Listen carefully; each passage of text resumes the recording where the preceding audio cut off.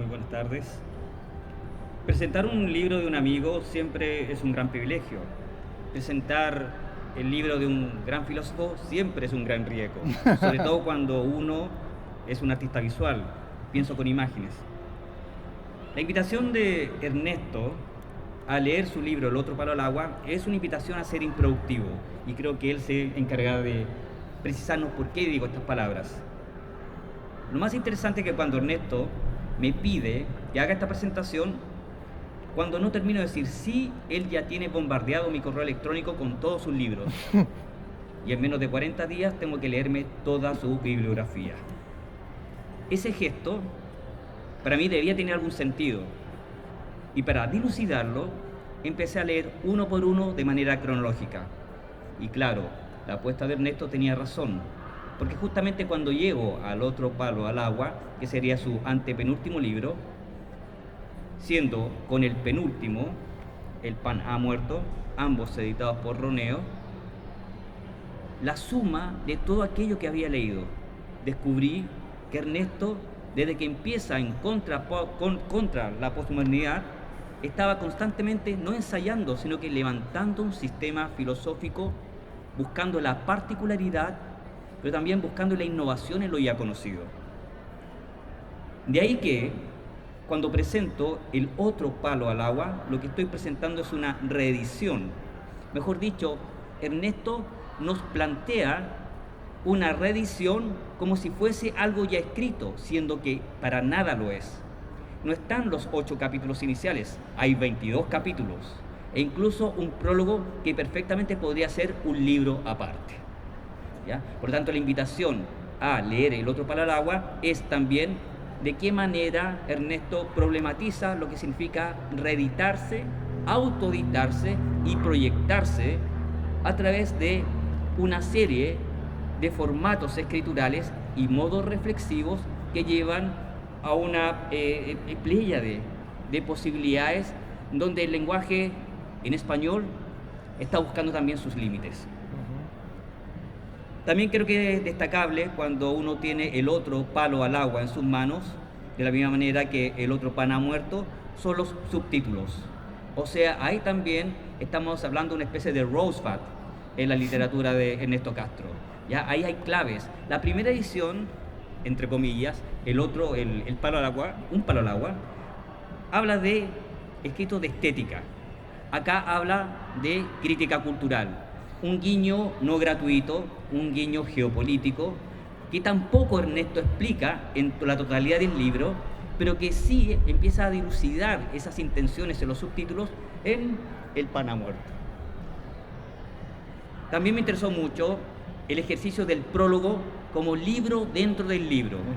¿Ya? En los dos prólogos, tanto de El otro palo al agua como también El pan ha muerto, ya apela a pensadores españoles muy importantes, a Ortega y Gasset y a Unamuno. Sin embargo, cuando Ernesto plantea la preocupación de pensar en español, de darse el tiempo, ¿ya?, de poder desarrollar una reflexión, ¿ya?, desde una situación muy particular como la de España, creo que perfectamente puede ser entendible en cualquier lugar donde se hable de manera castellana, coincide, y eso también me pareció muy valioso, con nuestro polímata Andrés Bello.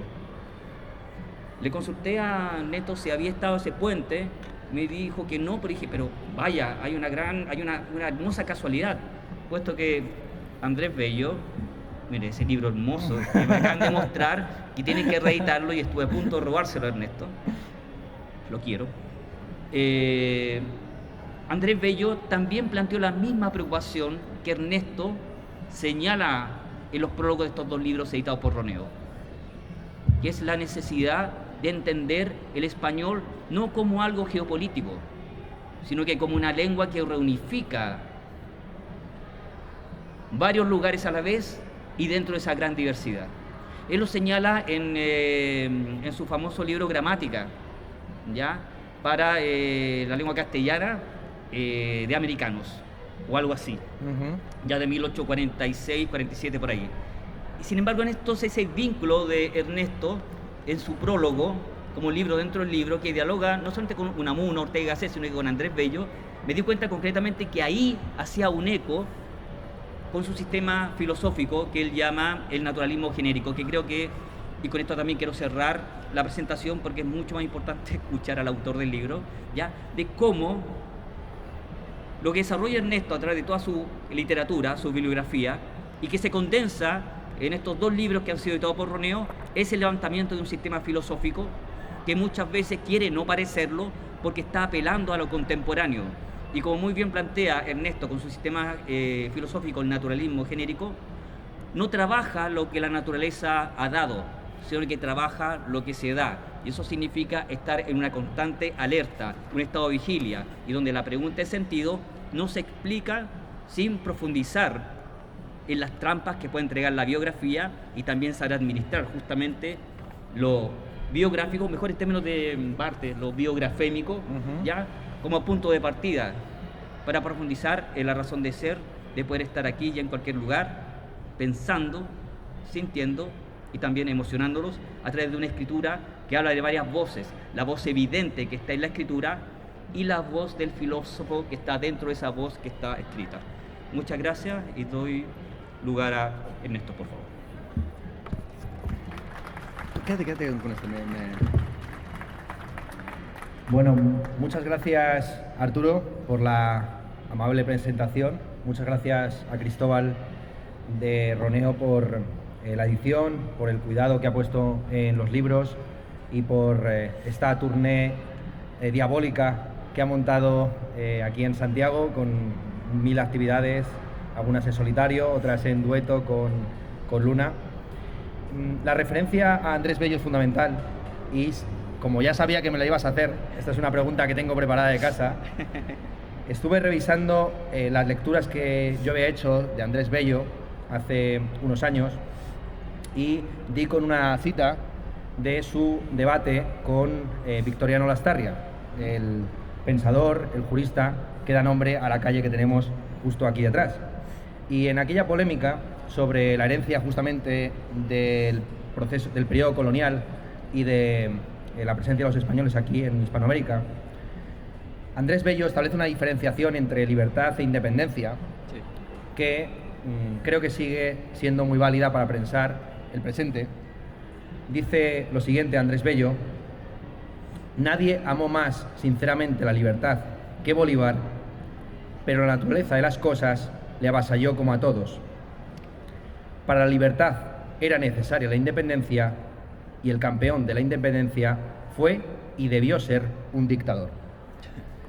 Esta idea de que la libertad tiene como momento previo y necesario la tiranía o la dictadura, y que muchas veces no somos conscientes de la libertad sino recortada frente a un periodo previo de esclavitud o de servidumbre, es algo que aparece en Gran Paramuerto, donde se reflexiona sobre esa muerte de los dioses antiguos, de los dioses tiránicos paganos, de esos dioses satíricos, bufonescos, pero también terribles, pánicos, con la llegada, la promesa de un nuevo Dios, un Dios de la libertad, un Dios del amor, que redima nuestros pecados, nuestros males.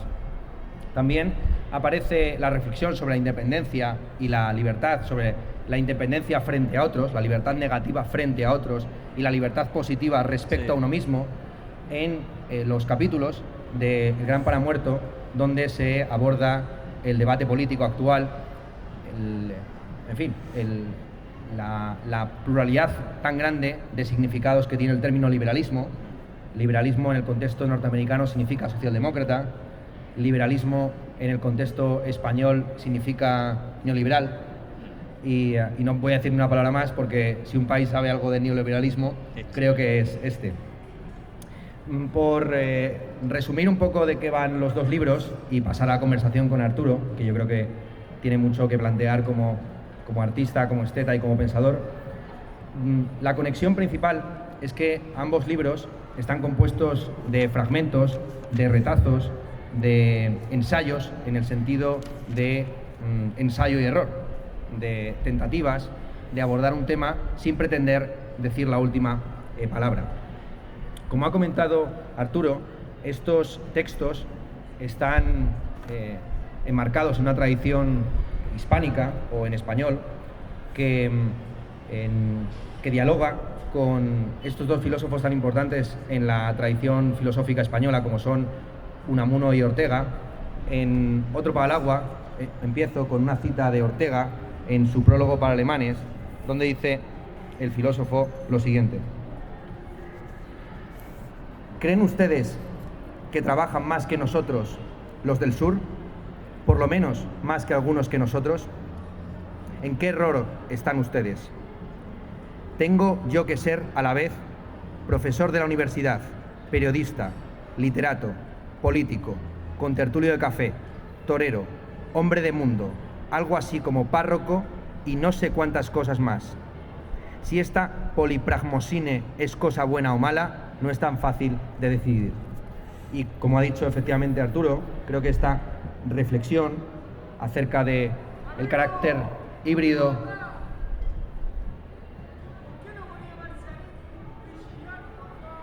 ¿cómo dice?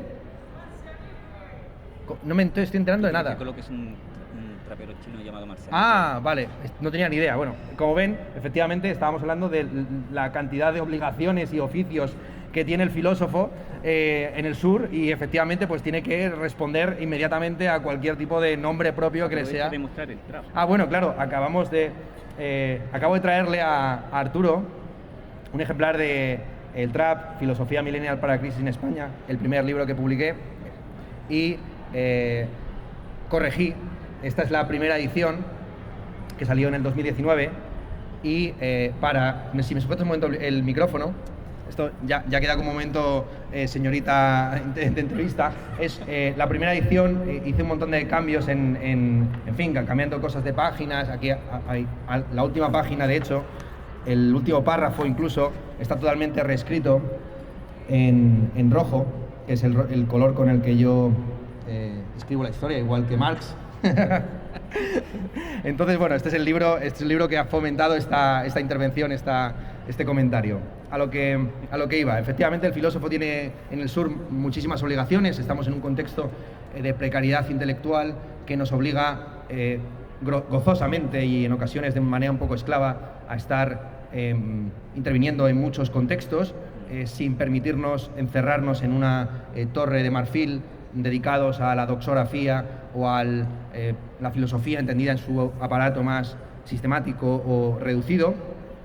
Y estos libros muestran justamente esa pluralidad, esa fertilidad, esas obligaciones que presenta la filosofía en un contexto donde incluso hay un cuestionamiento de si existe filosofía en español, o filosofía española, o filosofía chilena. Estos días he estado leyendo un libro que se regalaba en la Universidad de Chile, que era una selección de artículos de los anales de la universidad, donde había un texto de Pablo Oyarzún titulado Filosofía como ficción, donde se planteaba la ficción de qué pasaría si no hubiera un departamento de filosofía en Chile. Y él ironiza sobre que en el fondo no hay ningún departamento de filosofía, no ya en Chile, sino ni en Alemania, ni en Inglaterra, ni en Francia, ni en ningún sitio, porque estamos los que nos metemos en la academia dedicados más bien a otras cuestiones historiográficas o filológicas. En este libro, en El Gran Paramuerto, hay un prólogo de Miguel de Unamuno.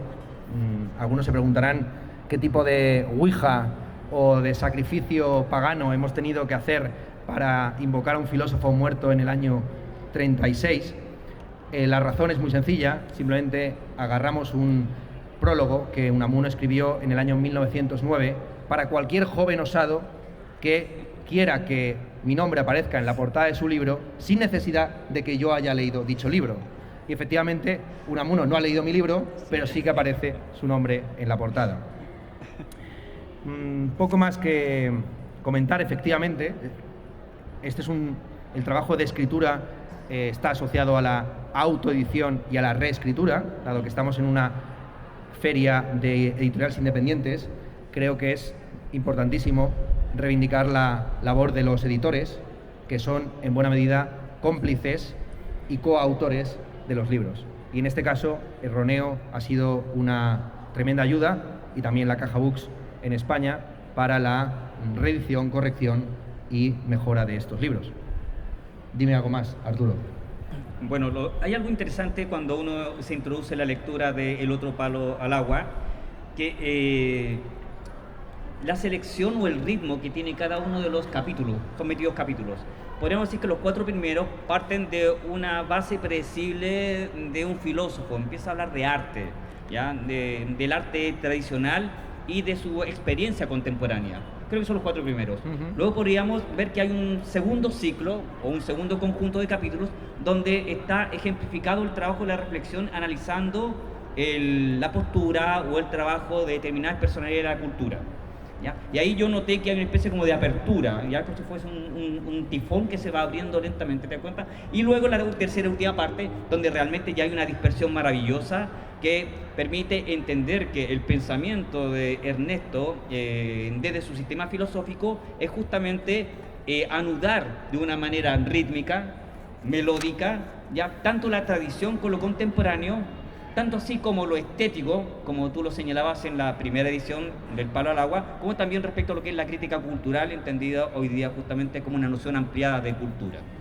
Eso creo que también es una invitación a dejarse llevar por la forma en la cual Ernesto escribe, porque uno no se da ni cuenta cuando está en esa espiral de referencias, citas y también de una saludable manía de Ernesto para compartir del por qué escribe, cómo lo hizo y, utilizando esta frase muy usual día, el contexto, por favor, en demasía. Claro. ¿Ya? Y eso creo que también hace que sea una situación editorial que permite que cuando encontramos El Gran Pana Muerto sea perfectamente un epílogo, porque también lo que pasa con este libro vendría siendo un diálogo con la muerte, de la misma manera que El otro palo al agua vendría siendo un diálogo con la vida. Yo lo vi como un díptico, ya, de vida y muerte, los dos, un binomio temático muy interesante que uno siempre frecuenta cuando dialoga desde temprana edad con los clásicos. Sí, no te preocupes. Sí, efectivamente, me ha parecido muy valiosa esa distinción de que efectivamente Otro para el agua es un libro mucho más risueño, un libro grácil, un libro que trata sobre la vida, mientras que El Gran Pana Muerto, desde los textos sobre la pandemia hasta el diario de lectura de Proust y el suicidio de mi abuelo, contemporáneo a la lectura de ese libro por mi parte, pues es un libro mucho más sombrío y oscuro, aunque en ambos casos pues hay una ironía que atraviesa todo lo que escribo inevitablemente. Sí. Sería interesante comentar efectivamente el subtítulo de ambos libros, como Otro para el agua. Bueno, vamos a explicar esto porque no se entiende, claro, efectivamente. Otro para el agua, claro, los títulos son un poco absurdos. Todo parte de un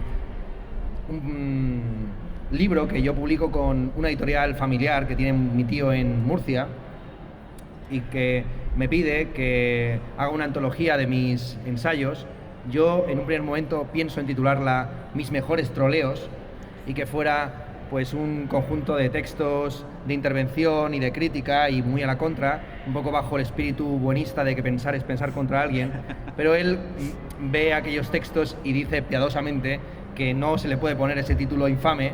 Ahí hace un trabajo de edición bastante bueno y yo le sugiero que pongamos entonces el título de Un para el agua, expresión española que no sé si también se utiliza aquí en Chile, que significa no hacer nada. No dar ni un palo al agua significa estar vagando, ser improductivo. Efectivamente, estos libros también invitan a una cierta vida pasiva y contemplativa, improductiva, efectivamente, que puede conectarse también con un libro que he leído recientemente de Rafael Lemus, un mexicano que no ha hecho nada más que escribir un libro contra la vida activa. Es un escritor perfectamente coherente que tan solo tiene un libro de 50 páginas contra cualquier actividad. Ya la propia escritura del libro creo que le cansó y entonces es una gran defensa. Está publicado en La Tumbona Ediciones en México, en la colección de libros a la contra. Pues bueno, estos dos libros, igual que Contra la posmodernidad, pues son libros un poco a la contra. En este pues critico mucho la actitud profética de los filósofos dando la explicación biopolítica de la COVID apenas una semana del estallido de la pandemia, y en Otro para el agua pues también se le dan muchos palos a cantidad de filósofos, de estetas, de artistas, etc. Entonces, esos dos elementos están presentes. La transformación de ensayos a textos tiene que ver con cómo yo comprendo la escritura como un proceso continuo que en ocasiones va produciendo de manera lateral obras, pero que en el fondo todo es una especie como de continuo, de un texto que se va tejiendo y destejiendo y que en las sucesivas ediciones y reediciones se recorta, se amplía. Y me ha pasado con todos mis libros, efectivamente, que la primera y la segunda edición no tienen mucho que ver, que hay ampliaciones, hay tachaduras, hay censuras, hay a veces entusiasmos y raptos que van haciendo que el texto se modifique con el tiempo. Hay algo, oye Ernesto, te podría referir un poquito a eso, por ejemplo, ¿cómo tú ordenas el índice? Porque en el otro palo al agua, insisto, el índice es como de fuga, es estar en una fuga, ¿ya? Mientras que en el Pana Muerto pareciese que el índice es un paréntesis, ¿ya? O sea, la lectura, claro, responde a un periodo específico, que sería el de la pandemia, ¿ya? Y uno siente que justamente la articulación de los capítulos está en esa contención, siendo que hay un flujo ya en la redacción. Me gustaría, si podrías meterte un poco en eso. Muy buena metáfora musical, efectivamente. En Otro Palagua hay una estructura de fuga, se va partiendo de un comienzo muy filosófico, abstracto, y ya se va uno alejando hacia lo más concreto, divertido o la varieté. Mientras que en El Gran Pan Muerto, ya voy cambiando, en Otro Gran Pan al Agua... Me hiciste leer todos los libros. Yo también los tengo confundidos en la cabeza. En El Gran Pan Muerto hay una estructura de sonata. Theo Adorno, en sus consideraciones sobre la música, hablaba de cómo la forma sonata está asociada a el mito de Odiseo, al regreso a casa, y también a una concepción armónica de la sociedad que identificaba mucho con la música burguesa. De hecho, Adorno apreciaba mucho los cuartetos últimos de Beethoven como una destrucción de la forma sonata, donde los temas no se exponían, sino que directamente arrancaban y desaparecían. Y yo, en la forma que tengo de escribir, sí que es cierto que hay un poco de forma sonata, en el sentido de que se empieza con un muerto, que es Unamuno, y se termina con 4 muertos, que son mi abuelo, están tan muertos que ni me acuerdo de ellos, ¿no? Esa es la segunda muerte, lo olvido. Jesús Mosterín, Anthony Domènech y nuestro querido amigo Miguel Romera, a quien Arturo Cariceo hizo un homenaje, un libro con todo un montón de imágenes a este buen amigo nuestro, que fue un dios pan en la tierra, un hombre dotado para la pornografía, muy bien dotado para la pornografía, que no obstante, por su timidez, pues puede incluso que hubiera muerto virgen, se perdió un gran talento ahí en el camino. Y bueno, les dejo que lean los demás, porque si no entraremos en cuestiones políticamente no ya incorrectas, sino censurables por completo. O sea, lo importante es no hacer spoiler, ni tampoco te cuenta crear un clickbait. O sea, yo creo que eso sería como el objetivo de la presentación. Pero creo que también, aprovechando de tenerte acá en Chile, con la excusa de la presentación de estos 2 libros tuyos acá, me parece también relevante que nos compartas cómo has logrado levantar tu sistema filosófico, ya el naturalismo genérico, que es lo que está latente en toda tu escritura, y que también es tu pregunta de sentido en tu condición de filósofo. Ya. El naturalismo genérico es, de nuevo, algo que se va haciendo y deshaciendo. De su propia, las bases del sistema consisten en comprender la naturaleza no como algo fijo y dado de antemano, sino como algo en continuo cambio, no predecible, caótico, algo parecido al dios Pan. Y en ese sentido, efectivamente, el naturalismo genérico, como una filosofía que atiende al cambio, a la transformación, a la revolución, a la disrupción, puede tener trazas por cualquier lado, efectivamente. Pero es también algo que yo considero como parte de mi labor oral. Ahí hay un tema interesante o singular. Al final de este libro, del Otro Pal Agua, incluyo un texto sobre por qué me hice youtuber. Y ahí cuento, pues, cómo veía en 2014, cuando escribí ese texto, una oportunidad a través de las plataformas audiovisuales de crear filosofía oral, lo cual conectaría con esa condena de la escritura que se encuentra en Platón, donde los textos no responden a las preguntas, los textos son incorregibles. El Mein Kampf sigue diciendo lo que decía en los años 30, por mucho que se queme o se destruya o se prohíba, frente a la que está en diálogo, en conversación, que tiene la obligación de ser responsable, es decir, responder ante las preguntas de los demás. Entonces, yo veo mi sistema como algo más dialógico, como algo que está en continuo cambio, pero que efectivamente pues tiene relación con este libro que me has obligado a mostrar, que es Realismo Postcontinental, Ontología y Epistemología para el siglo XXI. Es otro libro que no se puede comprar aquí, que me van a tener que robar. Se encuentra, no obstante, en la librería Alma Negra, aquí en Santiago de Chile, igual que Jantipa o Del Morir, el diálogo filosófico que publiqué en febrero en España. Y es a partir un poco de esa reflexión más sistemática sobre ontología y epistemología que me animé a intentar articular o exponer simplemente de manera explícita cuáles eran las premisas de mi pensamiento desde hace mucho tiempo, que tienen que ver con esos dos conceptos. Existen los géneros, pero estos géneros no son algo dado de antemano, sino que ha sido generado por una serie de producciones históricas o evolutivas que tienen que ver con una naturaleza no opuesta a la cultura, entendida como cambio, transformación, fuerza, potencia. Es interesante lo que señala Ernesto con lo del realismo postcontinental, porque va a ser un tópico constante en estos dos libros. Ya le dedica sendos capítulos al levantamiento de su sistema filosófico, pero contextualizando ya respecto a de qué deviene ese tipo de interés. Pero por lo mismo no deja de ser, te cuenta, enigmático, ya ese interés tuyo, ya en cada una de tus publicaciones y particularmente en estas dos últimas, es cómo ahí está la suma de todo tu interés metodológico por lo metodológico. ¿Ya? O sea que cuando uno se introduce en estos prólogos, que son libros dentro de los libros, ya estaríamos hablando de una u otra manera de poéticas. O sea, es como un tratado de poética de Ernesto Castro, ¿ya? Que está disfrazado de prólogo, para luego entrar hacia el grueso de los ensayos tuyos, ya donde tú o uno descubre la aplicabilidad de todo aquello que tú has expuesto, ya no como una presentación en términos de la figura del prólogo tradicional, sino que justamente como el sistema dentro del mismo sistema, un macro-micro, no sé. Sí, la filosofía en principio se ofrece a sí misma como un prólogo al saber. El amor al saber es previo al saber mismo, lo cual es singular porque quiere decir que uno ama lo que desconoce. Y frente a la visión tradicional de que si no conoces algo no puedes amarlo.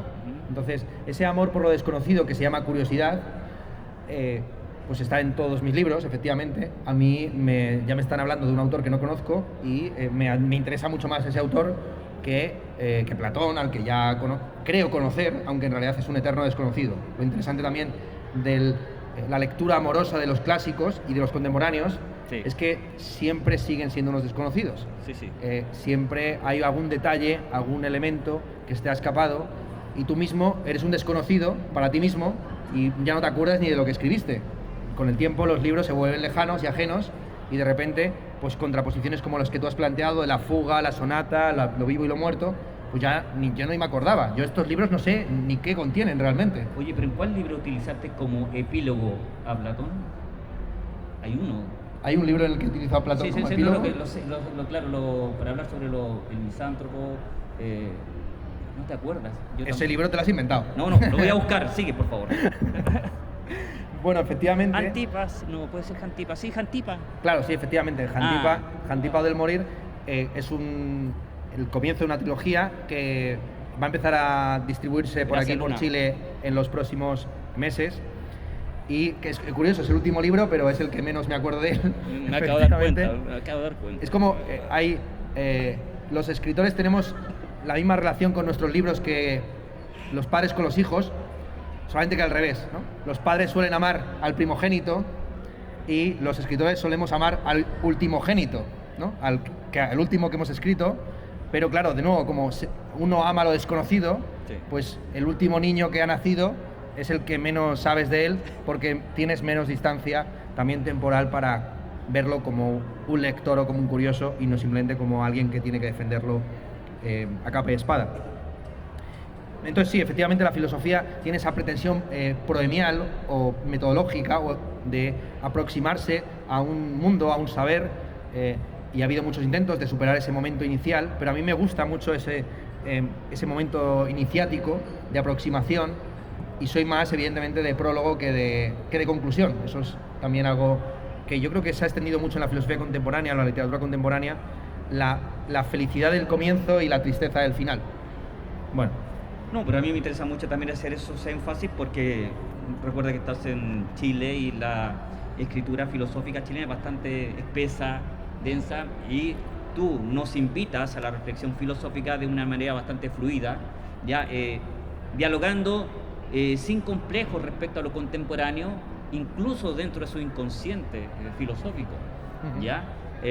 Por lo que también a mí me lleva a preguntarte ya cómo has logrado también ir afinando esa voz filosófica dentro de esta otra voz que es más mediática, que es la del YouTube. No tengo ni idea. Me has embarrado la pregunta que tenía, ¿ya? Porque yo creo que ahí está la maravillosa cuando uno lee tu libro, que es, te insisto, la fluidez ya de cuando uno entra, te cuenta en el primer capítulo, y cuando finalmente, ¿cómo se llama el título del último capítulo? A ver, déjame. ¿De este? Sí. A ver. Vamos al índice. El de cómo me dice youtuber, ¿no? Ah, no. No, claro, el epílogo, claro, es las 10 reseñas quiméricas, pero en el ¿por qué me hice youtuber? Y fíjense el capítulo, o sea, el epílogo con el cual tú cierras después de ese gran prólogo. O sea, de nuevo estamos frente a un levantamiento constructivo que, además de lo reflexivo filosófico, también está hablando de lo poético imaginativo, lo creativo, ya también la aplicación a abrirte a los otros sentidos. Ah, sí.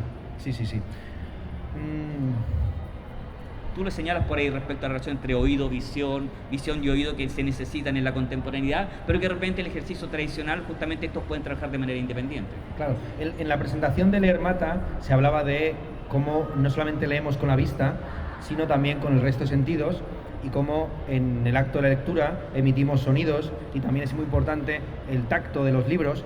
Yo, por desgracia, he leído a mis libros preferidos en Kindle, en digital, y a veces más de las que quisiera reconocer ahora en ediciones pirata digitales, pero hay que hacer una defensa de los libros en papel, de los libros que se pueden comprar y que se venden aquí en esta feria, porque hay una memoria también táctil y casi uno diría olfativa de los libros que se pierde con la lectura digital, donde hay un continuo, un rollo literal de un scroll infinito de hojas y hojas y hojas tras hojas, donde todo termina uniformado, casi una especie de Word, donde lo mismo vale Wismichu, Dallas Review, el Rubius o Homero, ¿no? Sí.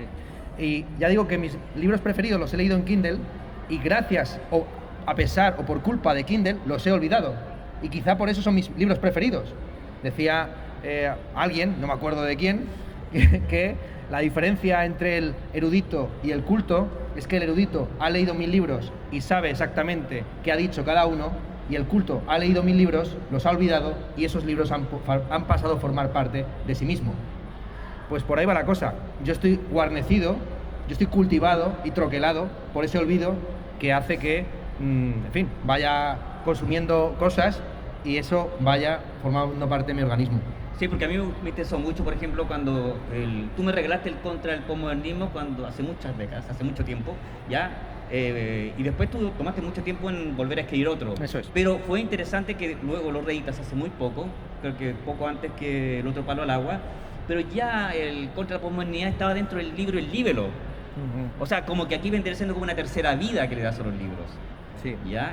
Sí. Bueno, y va a haber más vidas porque Contra la Postmodernidad se reeditó. Efectivamente, yo digo que El Trap es mi primer libro, pero es mi tercer libro. Sí. Lo que pasa es que los dos primeros han resucitado, han muerto y han resucitado dentro de otros. Efectivamente, Contra la Postmodernidad pasó a ser un libelo de Memorias y Libelos del 15M, y Un Palo al Agua se transformó en Otro Palo al Agua, con además la promesa de ir reeditando Otro Palo al Agua, cada vez añadiendo más expresiones y más textos, de tal forma que al final fuera un libro en varios volúmenes con el título de Otro palo más al agua cabe sin más. O sea, como ir añadiendo ¿cabe otro? Incluso ya con interrogaciones, ¿no? ¿Acaso se puede hacer otro para el agua más si cabe? ¿No? Entonces, por ahí iría la cosa. Y efectivamente va a ver nuevas vidas del texto de Contra la Posmodernidad, porque se lo acabo de regalar al presidente de la República, Memorias y Libelos del 15M,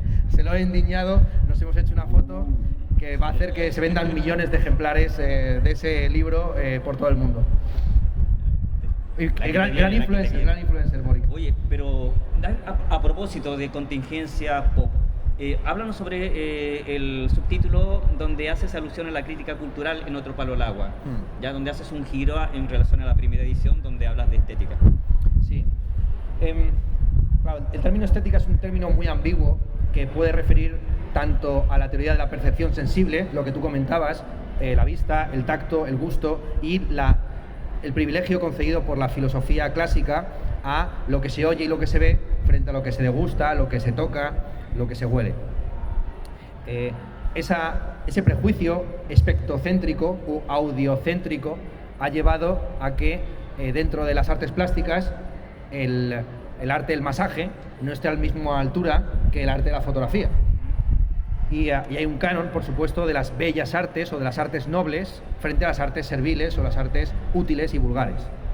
El tema de la estética, que es un tema que para mi sistema filosófico es fundamental, y si algún día llego a escribir algún tratado relacionado al naturalismo genérico, seguramente será de estética, me parecía importante borrarlo del subtítulo y sustituirlo por la crítica cultural, entendiendo que la crítica cultural es principalmente una crítica contra la cultura. O sea, contra la idea, contra el elitismo, contra incluso las nuevas formas del elitismo que se esconden bajo el poptimismo.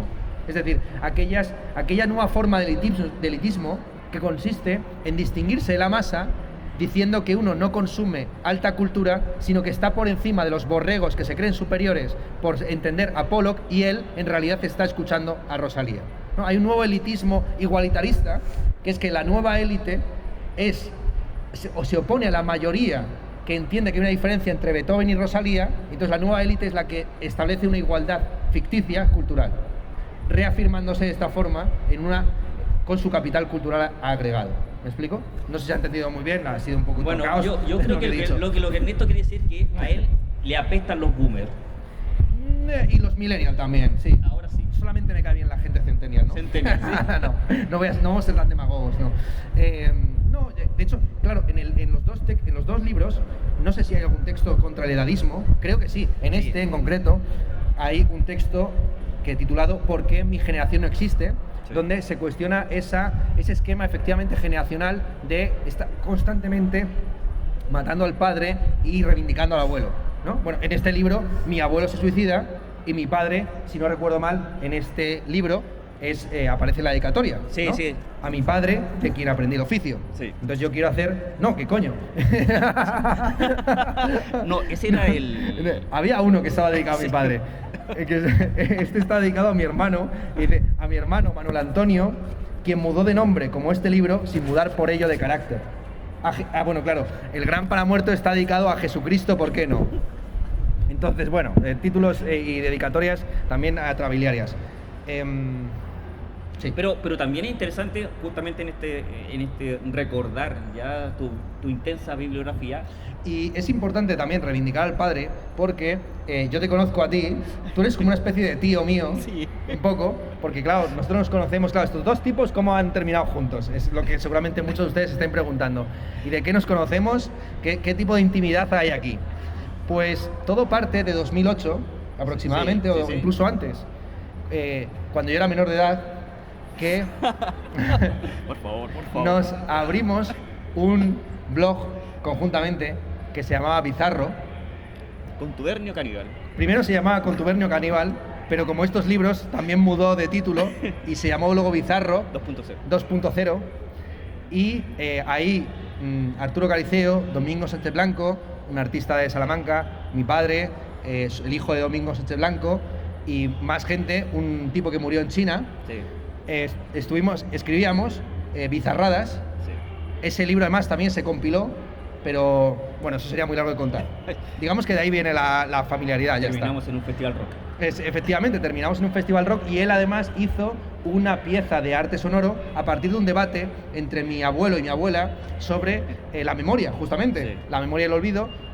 Mis abuelos vienen de un pueblo de Andalucía que tiene 100 habitantes y que básicamente hay unas casas en lo alto de un cerro y unas casas en el valle. Entonces había un debate de si ellos vivían, antes de marcharse del pueblo para ir a la capital, en las casas de abajo o en las casas de arriba.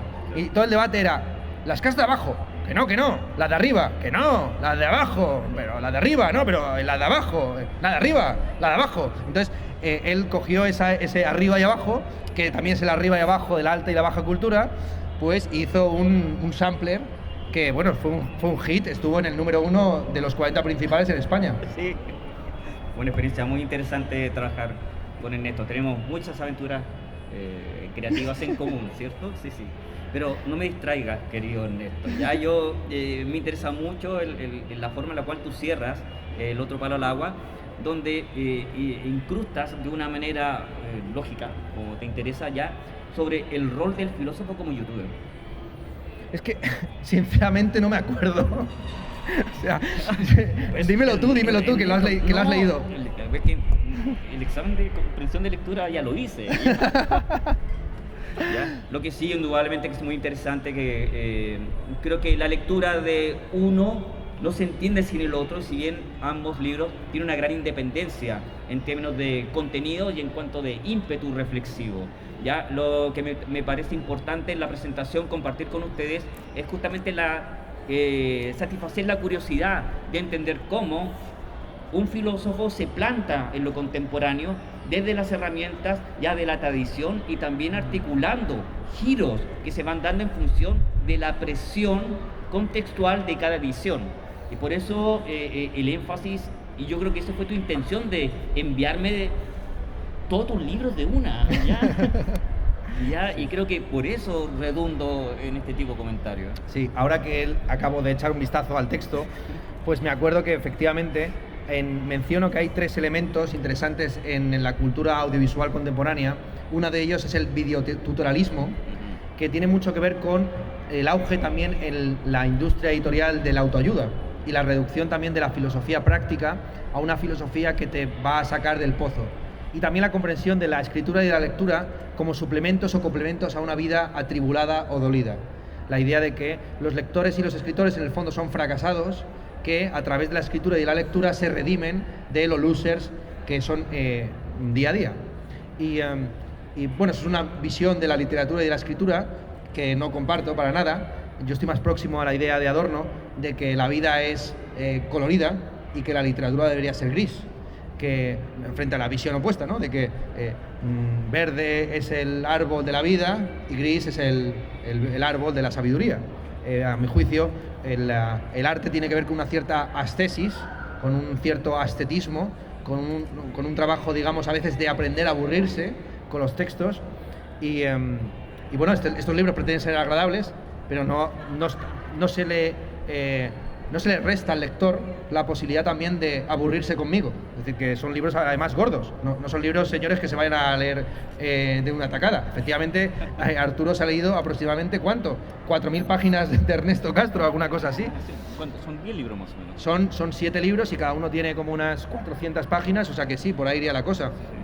Entonces, bueno, videotutorialismo, ¿no? Frente a la idea de enseñar a hacer, yo me he preocupado de ir a las cosas mismas. O sea, entiendo que la mejor cortesía y el mejor autoayuda que se puede hacer es mostrar el entusiasmo que a mí me provocan ciertos temas y abordarlos directamente sin recurrir a captaciones de la benevolencia del lector.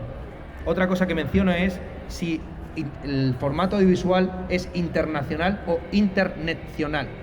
Si hay una posibilidad de construir, insisto, una iberosfera o iberofonía o hispanofonía, no voy a decir nada más porque sé que hay haters y grandes detractores de estos términos entre el auditorio, con mucha razón por su apropiación de extrema derecha, o si en realidad estamos ante una nueva instrumentalización comercial de nuestro idioma, ¿no?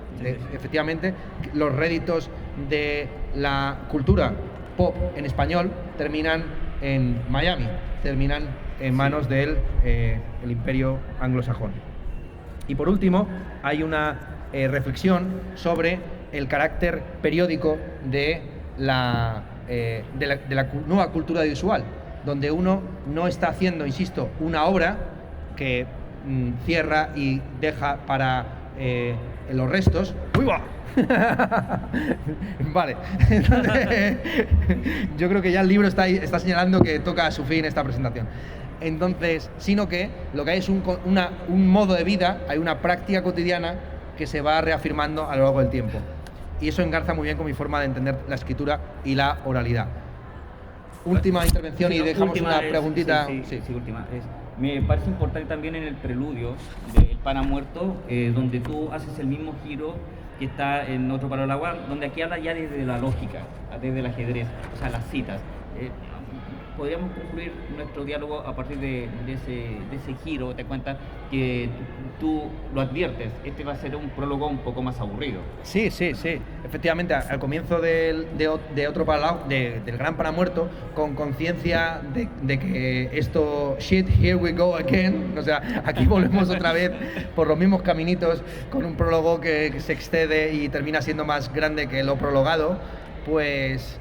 Bueno, es que a mí también me gusta, es un formato académico también, ¿no? O sea, estos textos de repente, estos académicos que editan el poema de Parménides, que son a lo mejor 10 folios y su introducción son 200 páginas y luego hay otras 200 más de glosario y el texto es un pretexto, ¿no? Esta idea de que los textos sean pretextos y que en el fondo también la literatura sea algo de lo que se pueda prescindir y en un momento dado puedas aproximarte, puedes inventarte incluso un texto presocrático simplemente para poder calzar tus 200 páginas de glosas, interpretaciones, comentarios e iniciaciones, para mí es fundamental. En el fondo la literatura, como el ajedrez, es un entretenimiento, es lo que hacemos para pasar el rato y Unamuno hablaba del intercambio de las ideas como una partida de cartas. En el fondo las ideas que supuestamente son lo más profundo en nosotros, ¿no? Pensar que nuestra ideología, nuestras creencias nos determinan, para Unamuno era algo tan superficial como las cartas con las que vamos presentándonos en sociedad. Es una partida de cartas donde uno a veces tiene buenas cartas, a veces se descarta, a veces por azar consigue cartas que le son más fuertes y por ahí va la cosa. Yo las ideas las tomo y las dejo según me van interesando o no para la apuesta que tengo entre manos. Bueno, lo último. Ya te voy a hacer una pregunta con cara de póker. ¿Ya? Porque también es muy interesante ya, en tu libro, cuando tú reversionas clásicos. Ya estoy pensando en Joyce. Estoy pensando en cómo tú también describes a tu manera tu Ulises o tu Final Wake, ¿ya? A partir de tu recorrido, ¿ya? Por Dublín. Y eso también es atractivo porque uno empieza también a dilucidar a través de la lectura de tus libros, ¿ya? Esa voluntad no solamente de reversionarte, ¿ya? Sino que también de dar una mirada a través de los clásicos desde tu propia experiencia, no como escritor, no como filósofo, sino también como parte de situarte en el contexto y resemantizar los detalles. Sí. Gracias. Bueno, ¿alguna pregunta, alguna intervención antes de que cerremos? Sí. No sé si... Pero no ¿llegará tan lejos la cuerda? Sí, acércate.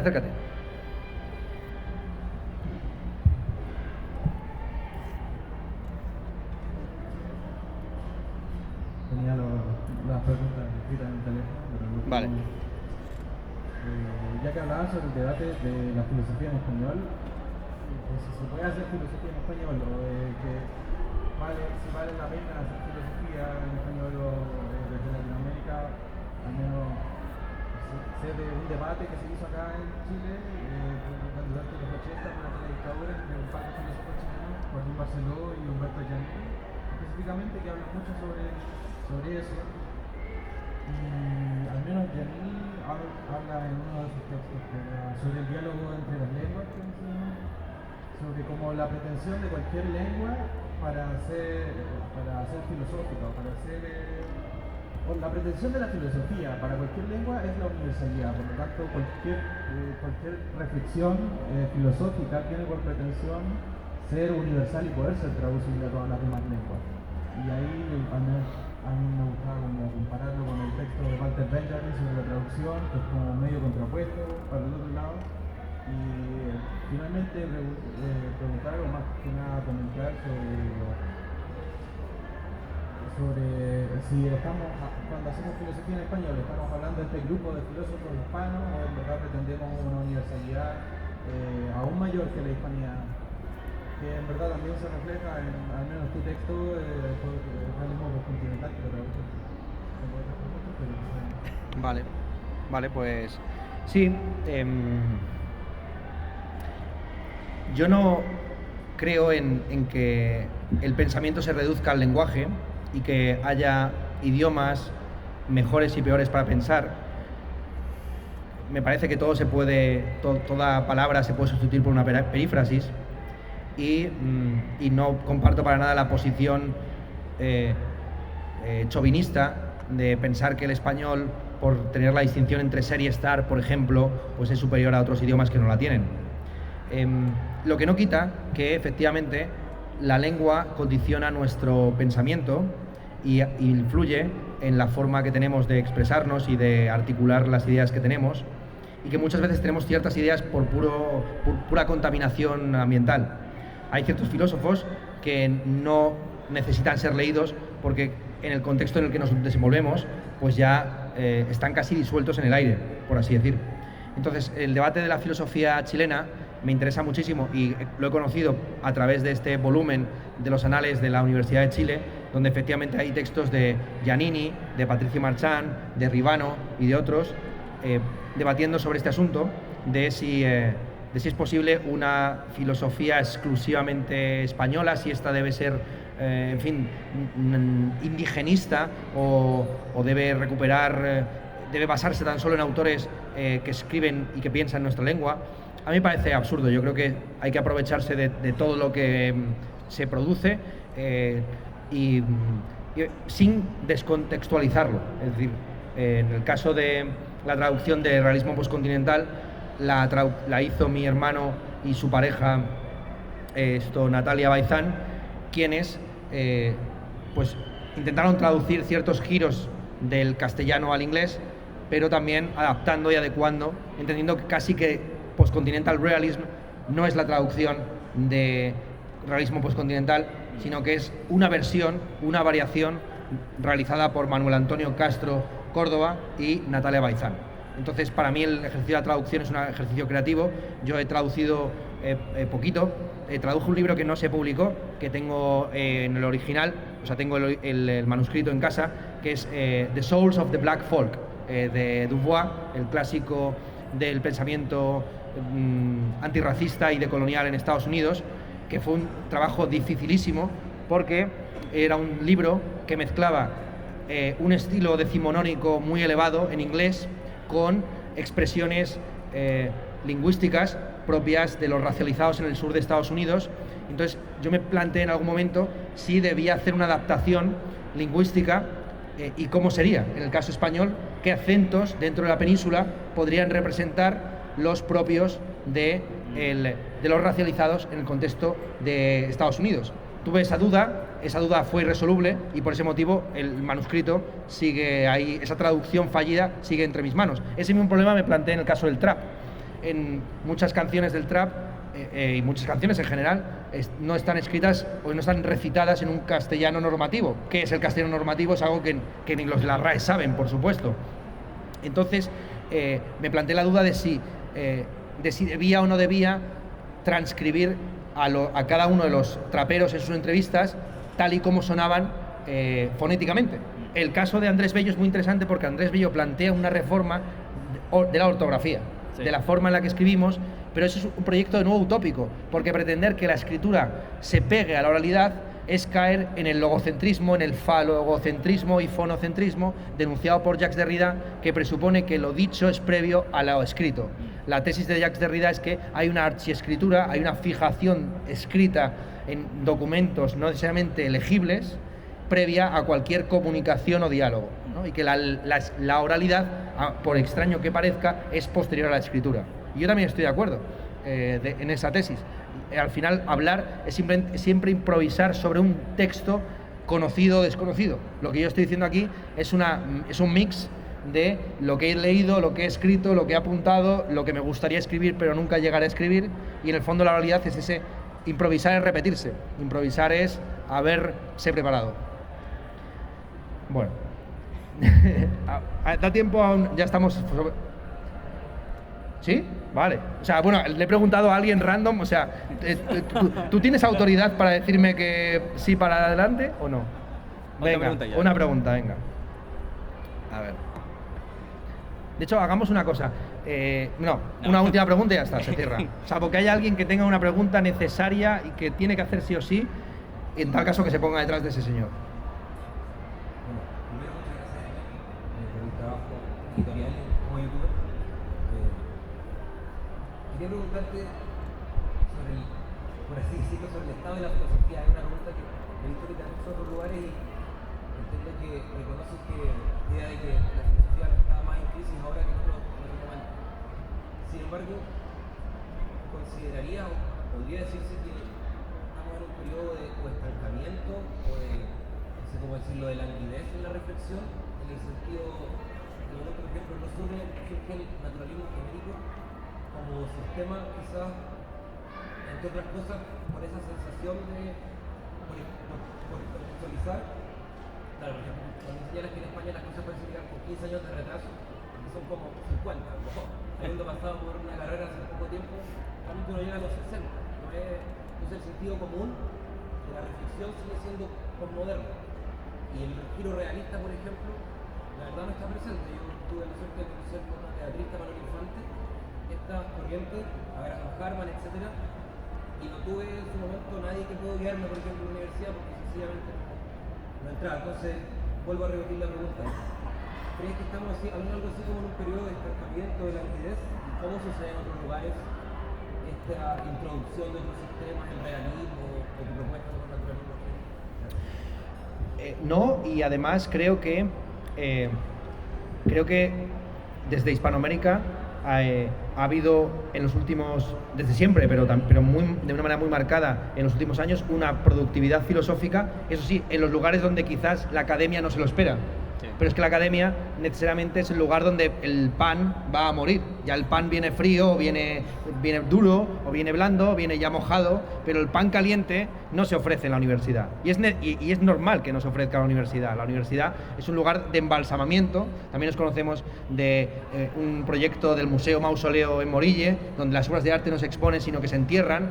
Entonces, bueno, los museos están para musificar y momificar las obras de arte, ¿no? Pero evidentemente el arte de vanguardia, el arte rupturista o experimental, tarda tiempo en llegar a los museos, tarda tiempo en morirse, y es natural que no sea hasta el momento de función, no sea hasta la famosa caída del sol, que la lechuza de Minerva alza el vuelo al anochecer.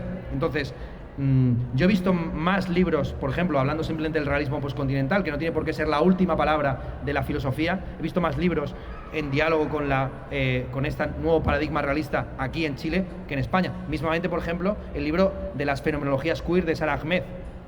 Bueno, estamos hablando siempre de la filosofía como algo vinculado a la vocación de sistema y a estas cosas aburridas y rollazo, pero hay que abrirse también a esos no son nuevos, o sea, son formatos que vienen desde la antigüedad, que son previos al sistema, que están en los presocráticos, que están en Platón, que son el diálogo, el poema, el ensayo breve, la prosa poética o ficcional, y en ese sentido, pues bueno, todo el movimiento decolonial, feminista, etcétera, con tanta fuerza aquí en Hispanoamérica, le da tropecientas vueltas y va muchísimo más por delante que las viejas reflexiones aburridas de realismo postcontinental. Al final, en realismo postcontinental hay una frase, hay un pequeño pasaje donde comento esta crítica muy legítima de que en el fondo todo este tema del realismo postcontinental es un pensamiento masculinista, es un pensamiento hecho por machos que ahora quieren proyectar su reificación del mundo, y ya una vez han objetualizado el cuerpo de la mujer, ahora van a reificar.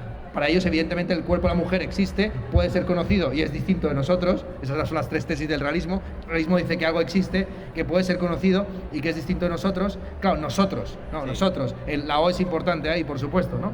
Entonces, o sea, la filosofía entendida como la filosofía de los machos ibéricos que van tocando la flauta, sí que está afortunadamente muerta, o en proceso de... Aquí están viendo quizás un último espécimen, soy el fin de la estirpe, admírenme, pero hay un montón de otras formas de pensamiento y de filosofía muchísimo más interesantes, con las que yo más o menos intento entablar diálogo, pero es un trabajo también que lleva mucho tiempo. Y con esto ya, señores, muchas gracias.